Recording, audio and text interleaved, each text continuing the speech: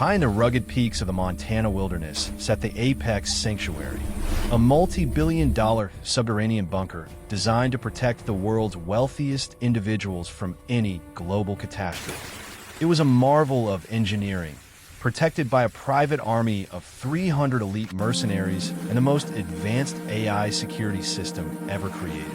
The man who owned it, Director Silas Graves, was a former high-ranking government official who had turned into a shadow broker, selling state secrets to the highest bidder from his mountain fortress. Inside this cold, sterile world lived a woman named Elena. She was 54 years old, had gray-streaked hair, and spent her 14-hour shifts in a windowless industrial laundry room, washing the sweat-stained tactical gear of the mercenaries and the silk sheets of the billionaires. To Director Graves and his lead security officer, a brutal man named Vance, Elena was just a ghost in a blue jumpsuit. Vance took a sick pleasure in making her job impossible. He would often dump buckets of industrial grease onto the clean laundry she had just folded, or force her to wash heavy tactical vests by hand in ice-cold water until her fingers were blue and bleeding. He mocked her pathetic existence, telling the other guards that Elena was a broken relic, who was lucky he didn't throw her out into the snow to freeze. He once made her scrub the entire cafeteria floor with a small sponge while he and his men threw food at her, laughing as she stayed on her knees, silent and unmoving.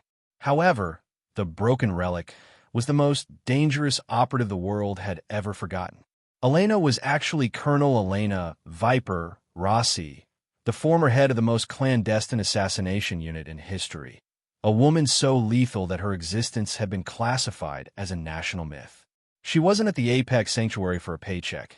She was there because Graves had stolen the Aegis keys, the digital codes that controlled the entire U.S. satellite defense grid. For 7 months, Elena had played the role of the invisible laundry worker, her detergents actually containing specialized chemical compounds for sabotage and her sewing kit housing microtransmitters.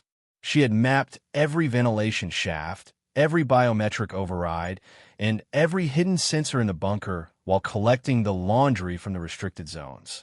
She knew the facility better than the architects because she had spent every night for half a year analyzing its heartbeat. The situation turned into a war on a Tuesday night when a young technical assistant named Sam accidentally found the encrypted auction logs showing Graves was selling the defense codes to a hostile foreign power.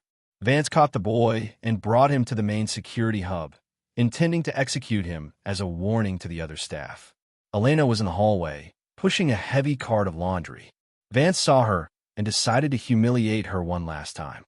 He dragged her into the hub and told her that since she was so good at cleaning up, she should be the one to dispose of the boy's body. He handed her a heavy tactical pistol, laughing as he told Graves that the old lady probably didn't even know where the safety was. Elena stood there, looking at the boy's terrified face, then at the gun. She didn't flinch.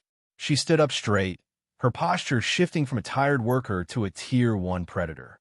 She looked Vance in the eyes and told him, in a voice that sounded like the cold wind of a graveyard, that he had just made his final mistake. In a movement that was too fast for the human eye to track, Elena disarmed Vance, breaking his arm and his jaw in a single, fluid motion. She didn't use the gun to shoot the boy. She used the room's main console to trigger a total system purge. Instantly, the lights in the billion-dollar sanctuary died. The heavy blast doors slammed shut, and the AI security system, which Elena had secretly rewritten over the months, turned its turrets and sensors against the mercenaries. The laundry lady was gone, and the Viper had returned. She reached into the false bottom of her laundry cart and pulled out a suppressed carbine and thermal goggles. She moved through the pitch-black corridors of the bunker like a shadow, neutralizing Graves' elite guards with a terrifying, silent precision. She used the industrial chemical from her laundry room to create a paralyzing gas that she pumped into the barracks, taking out 80 men without firing a single shot. The guards were screaming into their headsets about a ghost in the vents, never realizing it was the woman who had been washing their socks for months. By the time Elena reached Graves' private vault, the facility was silent. Graves was frantic, trying to upload the codes to a remote server, but the screen only showed a single image, a viper coiled around Skull.